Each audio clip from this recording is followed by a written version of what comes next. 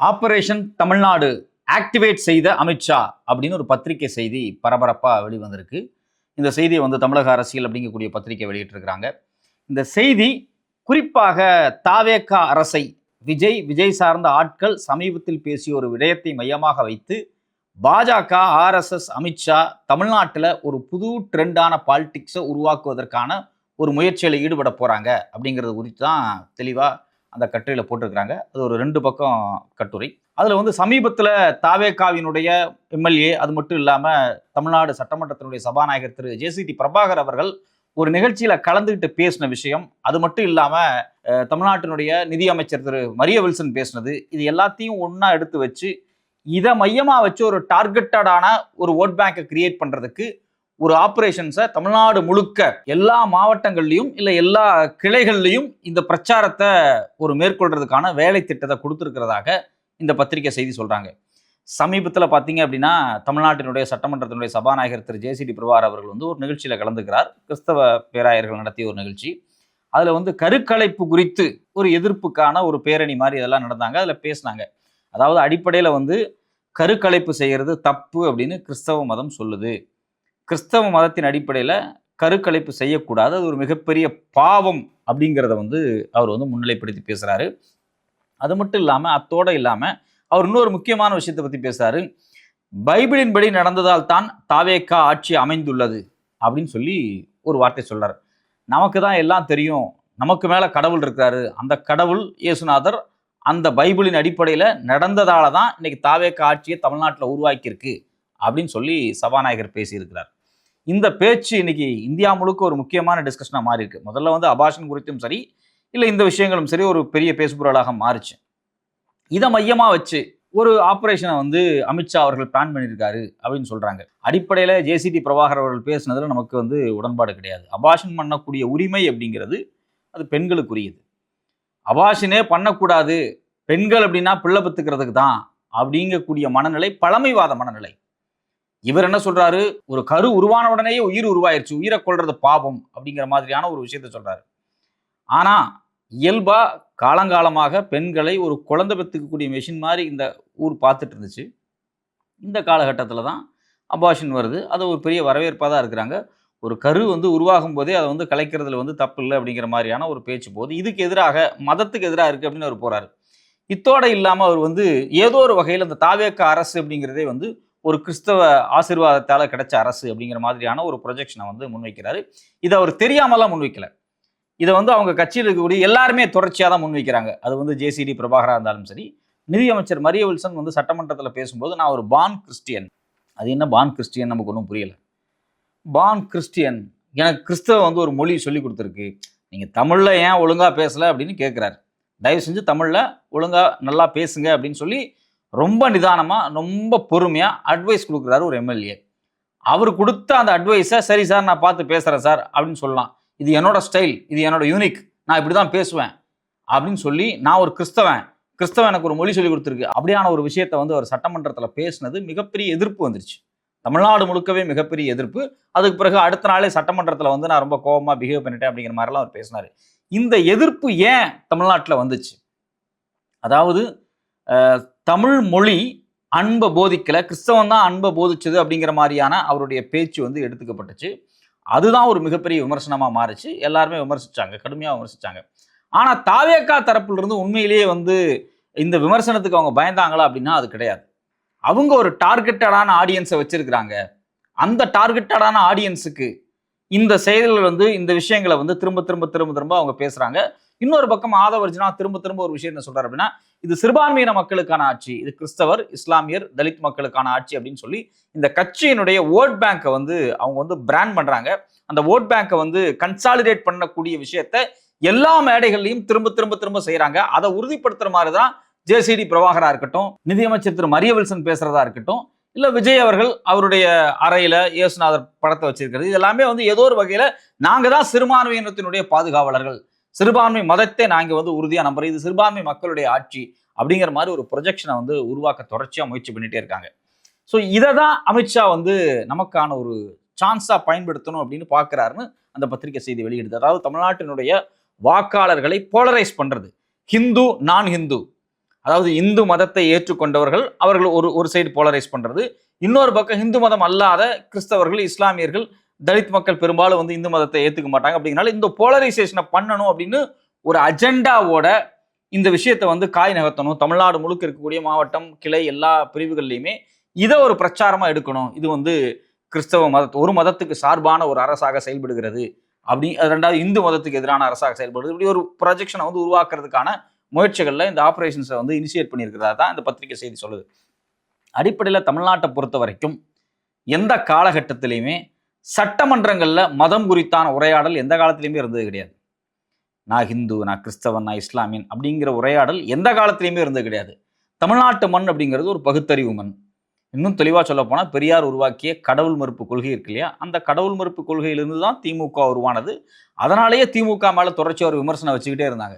திமுக இந்துக்களுக்கு எதிரான கட்சி அப்படின்னு சொன்னாங்க. ஆனால் அப்படிலாம் இல்லை. தமிழ்நாட்டில் இருக்கக்கூடிய அனைத்து இந்துக்களுக்கும் ஒரு இன்க்ளூசிவான பாலிடிக்ஸை உருவாக்கின ஒரே கட்சி அப்படின்னு தான் நமக்கே தெரியும். ஏன்னா ரிசர்வேஷன் வந்ததிலிருந்து அனைத்து சாதி அர்ச்சகராக இருக்கட்டும், இப்படி பல விஷயங்கள் ஒரு பெரிய பட்டியலே இருக்கு.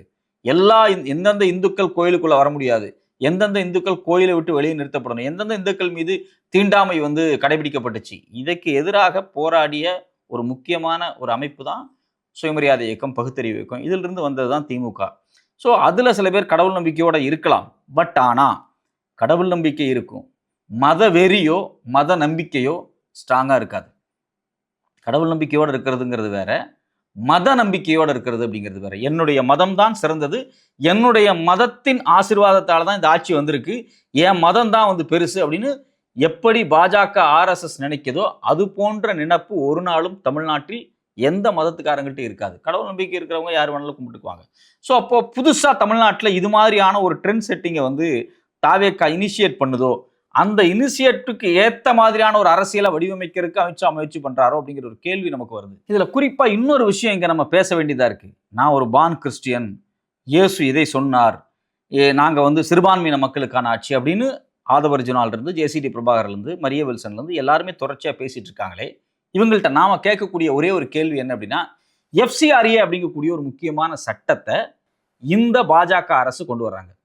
இப்போ அந்த பாராளுமன்றத்தில் நிலைக்குழு அல்லது விவாதத்தில் இருக்கு. அந்த சட்டத்தை கொண்டு வருவதற்கான எல்லா முயற்சியிலையும் இந்த பாஜக ஈடுபடுது. அந்த FCRA சட்டம்னா என்ன அப்படின்னா, வெளிநாடுகள் இருந்து இங்க இருக்கக்கூடிய NGOக்களுக்கு பணம் அனுப்புறது இருக்கு இல்லையா, அந்த பணம் அனுப்புறதை தடுக்கிற வேலை. ஒட்டுமொத்தமாக NGOக்களுக்கு வரக்கூடிய பணத்தின் மீது கடிவாளம் போடக்கூடியதுக்காக அந்த புது சட்டத்தை கொண்டு வர்றாங்க. அதாவது தமிழ்நாட்டில் இருக்கக்கூடிய இல்லை இந்தியாவில் இருக்கக்கூடிய கிறிஸ்தவ மிஷினரிகள் நடத்தக்கூடிய காலேஜ், ஸ்கூல், ஹாஸ்பிட்டல், அனாதை இல்லம், அது மட்டும் இல்லாமல் முதியோர் இல்லம் போன்ற பல விஷயங்களை செஞ்சுக்கிட்டு இருக்கிறாங்க. லட்சக்கணக்கான பேர், கிட்டத்தட்ட 20-27 லட்சம் பேர் இதை நம்பி வாழ்ந்துகிட்டு இருக்கிறாங்க. கோடிக்கணக்கான பணம் வெளிநாடுகளிலிருந்து வந்திருக்கு. மோடி அரசு வந்ததிலிருந்து, அமித்ஷா உள்துறை அமைச்சர் ஆனதுக்கு பிறகு கிட்டத்தட்ட 22,000க்கும் அதிகமான NGOக்களை, குறிப்பாக கிறிஸ்தவ NGOக்கள் டார்கெட் பண்ணி க்ளோஸ் பண்ணப்பட்டிருக்கு. அவங்க வந்து மத பிரச்சாரம் பண்றாங்க, அதை செய்யறாங்க, இதை செய்யறாங்கன்னு சொல்லி க்ளோஸ் பண்ணப்பட்டிருக்கு. இப்போ கொண்டு வந்துருக்கூடிய புது சட்டம் என்னன்னு பார்த்தீங்கன்னா, மிக மிக மிக மிக மோசமான ஒரு சட்டம். அந்த சட்டத்துல என்ன இருக்கு அப்படின்னு வரி வரியா படிச்சு பார்த்தா நமக்கு ரொம்ப அதிர்ச்சியா இருக்கும். ஏதாவது ஒரு கிறிஸ்தவ NGO பள்ளிக்கூடம் நடத்திட்டு இருப்பாங்க, காலேஜ் நடத்திட்டு இருப்பாங்க, அந்த NGOக்கள் மேல ஏதாவது ஒரு பழி வந்து இல்ல ஏதாவது ஒரு பிரச்சனை அப்படின்னு சொல்லி அவங்க மேல ஒரு தடை உத்தரவு வந்துச்சு அப்படின்னா, உடனே அந்த சொத்துக்கள் எல்லாத்தையும் சீஸ் பண்ணி எடுத்து அரசினுடைய நேரடி கட்டுப்பாட்டுக்கு கொண்டு வந்து அதை வந்து அரசாங்கமே விற்கிற அளவுக்காக வேலைகளை இந்த சட்டத்தில் வந்து மாற்றிருக்கிறாங்க. குறிப்பாக FCRA சட்டத்தில் 16A சப்செக்ஷன் 2ல. ஸோ இப்போ இவ்வளோ மோசமான ஒரு சட்டம் வருது. அதாவது ஏதோ ஒரு வகையில் ஒரு இவங்க வந்து மத பிரச்சாரம் பண்ணுறாங்க அப்படின்னு போய் யாரோ ஒருத்தவங்க ஒரு குற்றச்சாட்டு முன் வச்சா கூட, அது உண்மையோ பொய்யோ, அது கோர்ட்டில் போய் ஜுடிஷியல் ரிவ்யூவில் தீர்ப்பு என்ன வருது அப்படின்னு பார்க்கறதுக்கு முன்னாடியே சொத்தெல்லாம் சீஸ் பண்ணி ஃப்ரீஸ் பண்ணி வைக்கிற அளவுக்கான மோசமான அந்த சட்டத்தை கொண்டு வந்திருக்கிறாங்க. இதில் நேரடியாக லட்சக்கணக்கான குடும்பங்கள், நேரடியாக கோடிக்கணக்கான பேர் இந்த NGOக்களால் கல்வி கற்றிருக்கிறாங்க. அதில் வந்து குழந்தைகளுக்கு பாதுகாப்பு கிடைச்சிருக்கு, முதியவர்களுக்கு பாதுகாப்பு கிடைச்சிருக்கு, மருத்துவ உதவி கிடைச்சிருக்கு. கோடிக்கணக்கான பேர்த்துக்கு பலனடைச்சிட்டு இருக்கக்கூடிய இந்த சிறுபான்மை கட்டமைப்புகளை எப்படி வந்து கிறிஸ்தவர்களுக்கு இருக்கோ அதே போல இஸ்லாமியர்களுக்கும் பள்ளிக்கூடம், கல்லூரி, அது மட்டும் இல்லாமல் மருத்துவமனைன்னு நிறைய கட்டமைப்புகள் இருக்கு. இது எல்லாத்தையும் ஒரு கட்டுப்பாட்டுக்குள்ள கொண்டு வந்து இது எல்லாத்தையும் முடக்கி இதனுடைய வளர்ச்சியை ஒட்டுமொத்தமாக முடிக்கக்கூடிய வேலையை இந்த பாஜக செய்யுது. இது குறித்து தமிழ்நாடு அரசு சட்டமன்றத்தில் ஒரு தீர்மானம் கொண்டு வந்துச்சு. பட் ஆனால் இது எவ்வளவு சீரியஸான விஷயம், இது பாஜக செய்யக்கூடிய மிகப்பெரிய அயோக்கியத்தனம், இது சிறுபான்மையின மக்கள் மீது நடக்கக்கூடிய கொடுமை அப்படின்னு இதுவரைக்கும் தாவேகாங்கிற கட்சி அதிகாரப்பூர்வ அறிக்கை கொடுத்திருக்கா? விஜய் அவர்கள் வெளிப்படையா பேசியிருக்கிறாரா? இன்னைக்கு அவர் இண்டிபெண்டன்ஸ் டேல பேசும்போது கூட இந்த தாவேகா அரசுக்கு எதிராக சதி நடக்குது அப்படின்னு பேசுறாரு. ஆனா சிறுபான்மையின மக்களுக்கு எதிராக மிக மோசமான அடுத்தடுத்த சட்டங்களை இந்த பாஜக கொண்டு வருது. அது குறித்து எந்த கோபம் படாம எந்த எதிர்ப்பும் பண்ணாம சிறுபான்மையின மக்களை கைவிடக்கூடிய வேலை செய்கிறாரு. மொத்த கிறிஸ்தவ அமைப்புகளும் எல்லாம் ஒன்னா சேர்ந்து முன்னாள் முதலமைச்சர் ஸ்டாலினை தான் போய் சந்திச்சு பார்த்து பேசிட்டு வர்றாங்க. ஏன்னா அவங்க இதுக்காக தொடர்ச்சியா குரல் கொடுக்குறாங்க. திமுக எதிர்த்து நிற்குது, போராடுது. ஆனா தாவேகா தமிழ்நாடு தழுவி ஒரு மிகப்பெரிய போராட்டம் பாஜக ஆர்எஸ்எஸ்க்கு எதிராக இந்த எஃப்சிஆர்ஏ சட்டத்துக்கு எதிராக ஒரு போராட்டத்தை அறிவிச்சு மக்கள்கிட்ட சொல்லுமா பாஜக இப்படி எல்லாம் நமக்கு சதி பண்ணுது அப்படின்னு. ஸோ அப்போ பாஜகவை எதிர்க்கவே மாட்டாங்க, ஆர்எஸ்எஸ் எதிர்க்கவே மாட்டாங்க, வாய்ப்பூடி அமைதியாக உட்காந்துக்குவாங்க. ஆனால் சிறுபான்மையின மக்களுக்கும் கிறிஸ்தவ மக்களுக்கும் இஸ்லாமிய மக்களுக்கும் அது மட்டும் இல்லாமல் இங்கே கூடிய தலித் மக்களுக்கும் ஏதாவது கெடுதல் நடக்கும்போது அது குறித்து ஒரு சிறு கண்டனம் கூட பேசாமல் ஒதுங்கிக்குவாங்க. ஸோ அப்போ ரெண்டு ஸ்ட்ராட்டஜி, ஒரு பக்கம் கிறிஸ்தவர்கள் ஓட்டு வேணும், இஸ்லாமியர்கள் ஓட்டு வேணும், தலித் ஓட்டு வேணும். ஆனால் அந்த மக்களுக்கு ஏதாவது பிரச்சனை வரும்போது அதை செய்யக்கூடிய பாஜகவை எதிர்க்க மாட்டாங்க. கடமைக்கு சில எதிர்ப்புகளை மட்டும் பதிவு பண்ணுவாங்களே தவிர அரசியல் மயப்படுத்த மாட்டாங்க. இது தப்பு, இந்த அரசு தவறா செய்யுது அப்படிங்கிற அரசியல் மயப்படுத்தாம ஏமாற்றக்கூடிய வேலையை இவங்க செய்யறாங்க. இது ஒரு விஷயம் கிடையாது. ஒண்ணுமேல கோயம்புத்தூர்ல ஒரு சர்ச்சு கட்டுற பிரச்சனை ரொம்ப நாளா இருக்கு. சர்ச்சை கட்டக்கூடாது அப்படின்னு சொல்லி ஒரு தடை உத்தரவு நீதிமன்றம் கொடுத்துருக்கு. இது விஜய் சிஎம் ஆனதுக்கு பிறகுதான் அரசு என்ன நடவடிக்கை எடுத்துச்சு அதை வேடிக்கை பார்த்துட்டு தான் இருக்கீங்க. இதை விட மோசமான இன்னொரு விஷயம் என்னன்னா, பக்ரீத் அப்ப மாடு வெட்டக்கூடாது அப்படின்னு சொல்லி ஒரு தடைய நீதிமன்றம் கொண்டுச்சு. இது மாதிரியான தீர்ப்புகளை கொடுத்தது எல்லாமே நீதிபதி ஜி.ஆர். சுவாமிநாதன் தான். அதை எதிர்த்து எந்த போராட்டம் பண்ணல. அவ்வளவுதான், நீதிமன்றம் ஒரு உத்தரவு கொடுத்துச்சு, நாங்க மேல்முறையீடுக்காக டெல்லிக்கு போறோம். ஸோ இது என்ன போக்கு? அதாவது பாஜக ஆர்எஸ்எஸ் திட்டமிட்டு நீதித்துறையை பயன்படுத்தி சிறுபான்மையின மக்களுடைய உரிமைகளை பறிச்சு கொண்டிருக்குது. அதை அந்த மக்கள்கிட்ட அரசியல் மயப்படுத்தணும், அரசியல் மயப்படுத்தவே இல்லை. ஸோ இப்போ இது மாதிரி பல விஷயங்கள் இருக்கு. இது மட்டும் இல்லாம இஸ்லாமிய ஓபிசிக்களுக்கு கிடைச்சிட்டு இருந்த இடஒதுக்கீடு, அந்த இடஒதுக்கீடை இதே போல நீதிமன்றம் தடுத்துச்சு. விஜய் அவர்கள் சிஎம் ஆனதுக்கு பிறகு இதே ஜி.ஆர். சுவாமிநாதன் அந்த தீர்ப்பு எழுதினார். அதுக்கு எதிராக ஒரு போராட்டம் வர வேண்டாமா? அப்போ தொடர்ச்சியாக சிறுபான்மையின மக்களுக்கு எதிராக நீதிமன்றங்கள்ல வரக்கூடிய தீர்ப்பை அமல்படுத்துறது, அது மட்டும் இல்லாம பாஜக ஆர்எஸ்எஸ் கொண்டு வரக்கூடிய சட்டங்கள், ஒரு பக்கம் பாத்தீங்க அப்படின்னா எஃப்சிஏ மாதிரியான சட்டத்தை கொண்டு வர்றாங்க, இன்னொரு பக்கம் பாத்தீங்க அப்படின்னா வந்தே மாதரம் பாடலை பாட சொல்லி சட்டம் கொண்டு வர்றாங்க. அதை அவமதிச்ச உடனே தண்டனைங்கிறாங்க. அந்த வந்தே மாதரம் பாடல் முழுமையாக பாடப்படும் போது அது சிறுபான்மையின மக்களை, கிறிஸ்தவ மக்களை, இஸ்லாமிய மக்களுக்கு எதிராக இருக்கு. ஸோ அப்போ இது மாதிரி கிறிஸ்தவ இஸ்லாமிய தலித் மக்களுக்கு எதிராக நடக்கக்கூடிய அரசியலை அதை ஃபைட் பண்ணி, அதை எலிமினேட் பண்ணி, அதை தூக்கி எறியறதுக்கு எந்த நடவடிக்கையுமே எடுக்காம, ஆனா ஜேசிடி பிரபாகரா இருக்கட்டும், இல்ல மரிய வில்சனா இருக்கட்டும், இல்ல இவங்க எல்லாருமே இல்ல ஆதவர்ஜுனா அவர்களா இருக்கட்டும், இது கிறிஸ்தவ மக்களுக்கான ஆட்சி, இது பாத்தீங்க அப்படின்னா முஸ்லீம் மக்களுக்கான ஆட்சி, இது ஒரு தலித் மக்களுக்கான ஆட்சி அப்படின்னு சொல்லிட்டு தொடர்ச்சியாக ஒரு கட்டமைப்பை, பொய் கட்டமைப்பு உருவாக்கிட்டே இருக்காங்க. நாங்க 8 பேருக்கு தலித் மினிஸ்டர்ஸ் பதவி கொடுத்துருக்கிறோம். 8 பேருக்கு கொடுத்துருக்கீங்க, இது வரைக்கும் 7-8 தலித் இளைஞர்கள் வெட்டி கொல்லப்பட்டிருக்காங்க. 2 நாளைக்கு முன்னாடி கோயம்புத்தூர்ல அமுதன் அப்படிங்கக்கூடிய ஒரு தலித் இளைஞரை 20 பேர் சேர்ந்து கம்பி ராடால் அடிச்சு கொண்டிருக்கிறாங்க. நேற்றுக்கு சென்னையில, வட சென்னையில ஒரு பள்ளிக்கூட மாணவரை, 12ஆம் படிக்கும் மாணவரை அடிச்சு கொண்டிருக்கிறாங்க. இது மாதிரி மாணவர்கள் மீது நடந்த தாக்குதல் அதிகமாயிட்டே இருக்கு. அதுல குறிப்பா தலித் மாணவர்கள் மீது நிறைய தாக்குதல் நடந்துகிட்டே இருக்கு. என்ன நடவடிக்கை எடுத்திருக்கிறீங்க?